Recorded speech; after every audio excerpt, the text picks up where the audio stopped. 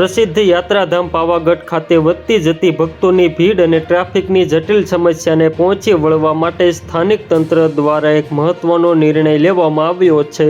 આગામી 2 મહિના સુધી દર રવિવારે પાવાગઢ ડુંગર પર ખાનગી વાહનોના પ્રવેશ પર સંપૂર્ણ પ્રતિબંધ લાદી દેવામાં આવ્યો છે।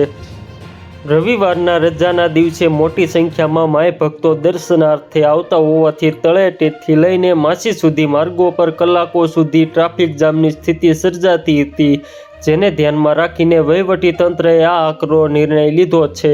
નવા નિયમ અનુસાર હવેથી દર રવિવારે તળેટીથી માછી સુધી માત્ર ગુજરાત રાજ્ય માર્ગ વાહન વ્યવહાર નિગમની બસો તથા માન્યતા પ્રાપ્ત લોકલ ટેક્સીઓને જ જવા દેવામાં આવશે।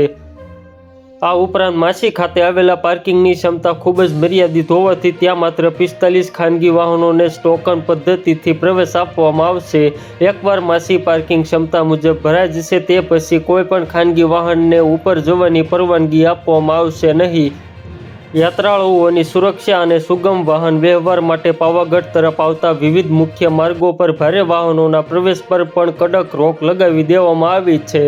તંત્રના આ નિર્ણયથી રવિવારે આવતા શ્રદ્ધાળુઓએ હવે તળેટી ખાતે પોતાના ખાનગી વાહનો પાર્ક કરીને તંત્ર દ્વારા સુનિશ્ચિત કરવામાં આવેલી એસટી બસ કે માન્ય ટેક્સી સેવાઓનો જ ઉપયોગ કરવાનો રહે છે।